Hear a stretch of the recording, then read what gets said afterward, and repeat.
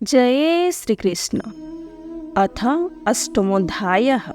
इस अष्टम अध्याय में हम पढ़ेंगे गर्भ में परीक्षित की रक्षा, कुंती के द्वारा भगवान की स्तुति और युधिष्ठिर का शोक। सूत जी कहते हैं, इसके बाद पांडव श्री कृष्ण के साथ जलांजलि के इच्छुक मरते हुए स्वजन का तर्पण करने के लिए स्त्रियों को आगे करके गंगा तट पर गए। वहां उन सब ने मृत बंधुओं को जलादान किया और उनके गुणों का स्मरण करके बहुत विलाप किया। तदनंतर भगवान की चरण कमल की धूलि से पवित्र गंगा जल में पुनः स्नान किया।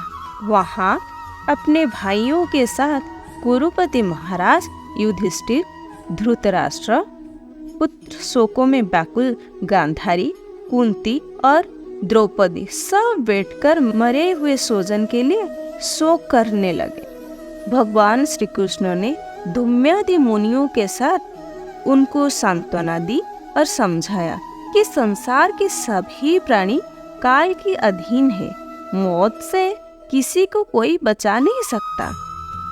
इस प्रकार भगवान श्री कृष्ण ने अजात शत्रु महाराज युधिष्ठिर को उनका वह राज्य जो धूर्तों ने छल से छीन लिया था वापस दिलाया तथा द्रौपदी की केस का स्पर्श करने से जिनकी आयु क्षीण हो गई थी उन दुष्ट राजाओं का वध कराया। साथ ही युधिष्ठिर के द्वारा उत्तम सामग्रियों से तथा पुरोहितों से 3 अश्वमेध यज्ञ करवाया। इस प्रकार युधिष्ठिर की पवित्र यश को 100 यज्ञ करने वाले इंद्र की यश की तरह सब और फैला दिया। इसके बाद भगवान श्री कृष्ण ने वहां से जाने का विचार किया। उन्होंने इसके लिए पांडवों से विदा ली और व्यास आदि ब्राह्मणों का सत्कार किया। उन लोगों ने भी भगवान का बड़ा ही सम्मान किया। तदनंतर सात्विकी और उद्धव के साथ द्वारिका जाने के लिए वे रथ पर सवार हुए। उस समय उन्होंने देखा कि उत्तरा ने भय से विह्वल होकर सामने में दौड़ी चली आ रही है। उत्तरा ने कहा, देवाधिदेव जगदीश्वर, आप महायोगी हैं, आप मेरे रक्षा कीजिए।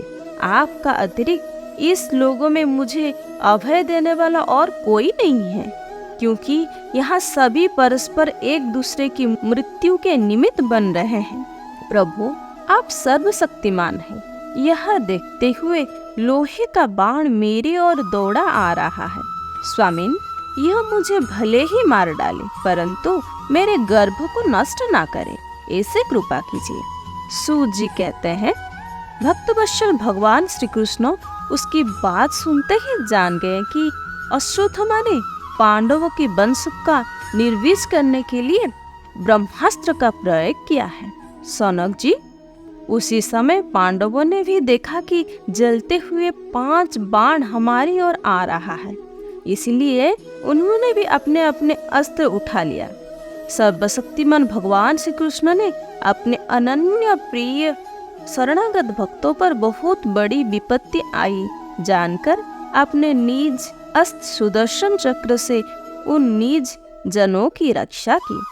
योगेश्वर श्री कृष्ण समस्त प्राणियों के हृदय में विराजमान आत्मा है।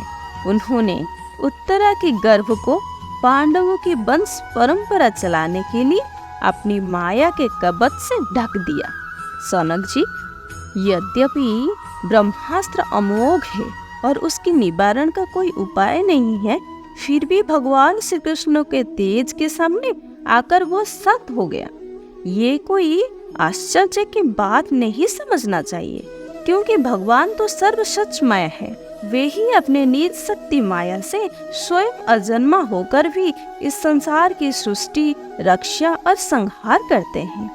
जब भगवान श्री कृष्ण जाने लगे तब ब्रह्मास्त्र की जलवा से मुक्त अपने पुत्रों के और द्रौपदी के साथ सती कुंती ने भगवान श्री कृष्ण की इस प्रकार स्तुति की।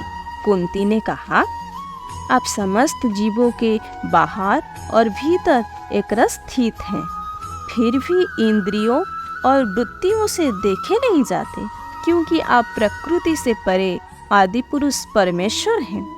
मैं आपको नमस्कार करती हूँ। इंद्रियों से जो कुछ जाना जाता है उसकी तह में आप विद्यमान रहते हैं और अपनी ही माया की पर्दे से अपने को ढके रहते हैं। मैं अबोध नारी आप अविनाशी पुरुषोत्तम को भला कैसे जान सकती हूँ? जैसे मूढ़ लोग दूसरे वेश धारण किए हुए नाटक को प्रत्यक्ष देखकर भी नहीं पहचान सकते, वैसे ही आप दिखते हुए भी नहीं दिखते हैं। आप शुद्ध हृदय वाले विचारशील जीव मुक्त परमहंसों के हृदय में अपनी प्रेममय भक्ति का सृजन करने के लिए अवतीर्ण हुए हैं। फिर हम अल्पबुद्धि स्त्रियां आपको कैसे पहचान सकती हैं?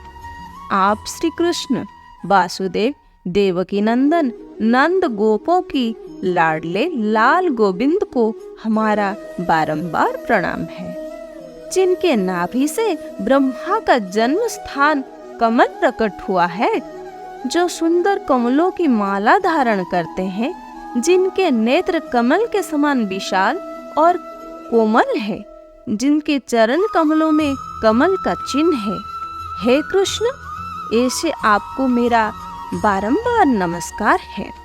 ऋषिकेश, जैसे अपने दुष्ट कंसों के द्वारा कैद की हुई और चिरकाल से शोकाग्रस्त देवकी की रक्षा की थी, वैसे ही पुत्रों के साथ मेरा भी अपने बार बार विपत्तियों से रक्षा की है।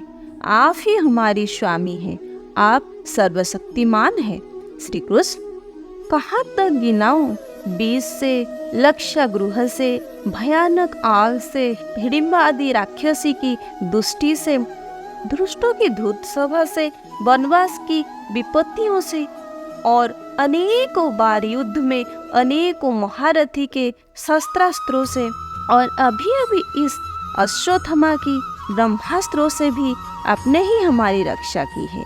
जगत गुरु, हमारे जीवन में सर्वदा पद पद पर विपत्तियां आती रही, क्योंकि विपत्तियों में ही निश्चय रूप से आपके दर्शन हुआ करते हैं और आपकी दर्शन हो जाने पर फिर जन्म मृत्यु के चक्कर में नहीं आना पड़ता। ऊंचे कुल में जन्म, ऐश्वर्य, विद्या और संपत्ति के कारण जिनका घमंड बढ़ रहा है, वह मनुष्य तो आपका नाम भी नहीं ले सकता, क्योंकि आप तो उन लोगों को दर्शन देते हैं जो अकिंचन है। आप निर्धन की परम धन है। माया का प्रपंच आपको स्पर्श भी नहीं कर सकता। आप अपने में ही विहार करने वाले परम शांत स्वरूप हैं। आप ही कैवल्य मोक्ष की अधिपति हैं। आपको मैं बार बार नमस्कार करती हूँ। मैं आपको अनादि अनंत सर्वव्यापक सबके नियंता काल रूप परमेश्वर समझती हूँ। संसार के समस्त पदार्थ और प्राणी आपस में टकराकर विषमता के कारण परस्पर विरुद्ध हो रहे हैं, परंतु आप सब में समान रूप से विचर रहे हैं। भगवान, आप जब मनुष्य की सी लीला करते हैं तब आप क्या करना चाहते हैं ये कोई नहीं जानता। आपका कभी कोई ना प्रिय है और ना अप्रिय। आपके संबंध में लोगों की बुद्धि ही विषम हुआ करती है। आप विश्व के आत्मा है, विश्व रूप है। ना आप जन्म लेते हैं और ना कर भी करते, फिर भी पशु पक्षी मनुष्य ऋषि जलचर आदि में आप जन्म लेते हैं और उन योनियों के अनुरूप दिव्य कर्म भी करते हैं। यहाँ आपकी लीला ही तो है। जब बचपन में आपने दूध की मटकी फोड़कर यशोदा मैया को दिखा दिया था और उन्होंने आपको बांधने के लिए हाथ में रस्सी ली थी, तब आपकी आंखों में आंसू छलक आए थे। काजल कपोलों पर बहा चला था, नेत्र चंचल हो रहे थे और भय की भावना से आपने अपने मुखों को नीचे की ओर झुका लिया था। आपकी उस दशा लीला छवि का ध्यान करके मैं मोहित हो जाती हूँ। भला जिससे भय भी भय मानता है, उसकी ये दशा आपने अजन्मा होकर भी जन्म क्यों लिया है, इसका कारण बतलाते हुए कोई कोई महापुरुष ये भी तो कहते हैं कि जैसे मंदराचल की कीर्ति का विस्तार करने के लिए उसमें चंदन प्रकट होता है, वैसे ही अपने प्रिय भक्त पुण्य श्लोक राजा यदु की कीर्ति का विस्तार करने के लिए ही अपने उनके वंश में अवतार ग्रहण किए हैं। दूसरे लोग ये भी कहते हैं कि वासुदेव और देवकी ने पूर्व जन्म में आपसे यही वरदान प्राप्त किया था, इसीलिए आप अजन्मा होते हुए भी जगत के कल्याण और दैत्य की नाश के लिए उनके पुत्र बने हैं। कुछ लोग ये भी कहते हैं कि यह पृथ्वी दैत्य के अत्यंत भार से समुद्र में डूबते हुए जहाज की तरह डगमगा रही थी, पीड़ित हो रही थी। तब ब्रह्मा की प्रार्थना से उसका भार उतारने के लिए ही आप प्रकट हुए। कोई महापुरुष ये कहते हैं कि जो लोग इस संसार में अज्ञान, कामना और कर्मों के बंधन में जकड़ते हुए पीड़ित हो रहे हैं, उन लोगों के लिए श्रवण और स्मरण करने योग्य लीला करने के विचार से ही आपने अवतार ग्रहण किया है।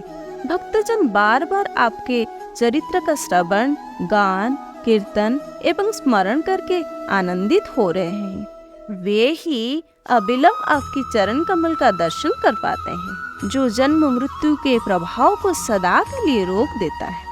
भक्त वत्सल कल्प तरु प्रभु, क्या अब आप अपने आश्रित और संबंधी हम लोगों को छोड़कर जाना चाहते हैं? अब जानते हैं कि आपके चरण कमलों के अतिरिक्त हमें और किसी का सहारा नहीं है। पृथ्वी के राजाओं के तो हम यूं ही विरोधी हो गए हैं। जैसे जीव के बिना इंद्रिय शक्तिहीन हो जाता है, वैसे ही आपके दर्शन के बिना यदुवंश के और हमारे पुत्र पांडवों के नाम तथा रूप का अस्तित्व ही क्या रह जाता है। गदाधर, आपके विलक्षण चरण चिन्ह से चिन्हित ये कुरुजंगल देश की भूमि आज जैसे शोभावन हो रहा है, वैसे आपके चले जाने के बाद ना रहेगी। आपकी दृष्टि के प्रभाव से ही ये देश पकी हुई फसल तथा वृक्षों से समृद्ध हो रहा है। ये वन, पर्वत, नदी और समुद्र भी आपकी दृष्टि से ही वृद्धि को प्राप्त हो रहे हैं। आप विश्व के स्वामी हैं, विश्व के आत्मा हैं और विश्व रूप हैं। यदुवंशियों और पांडवों में मेरी बड़ी ममता हो गई है। आप कृपा करके स्वजन के साथ जोड़े हुए इस स्नेह की दृढ़ फांसों को काट दीजिए। श्री कृष्ण, जैसे गंगा की अखंड धारा समुद्र में गिरता रहता है, वैसे ही मेरे बुद्धि किसी दूसरे ओर ना जाकर आपसे ही निरंतर प्रेम करती रहे। श्री कृष्ण, अर्जुनों के प्यारे सखा यदुवंश शिरोमणि, आप पृथ्वी के भारूप राजवेशधारी दैत्यों को जलाने के लिए अग्नि स्वरूप हैं। आपकी शक्ति अनंत है।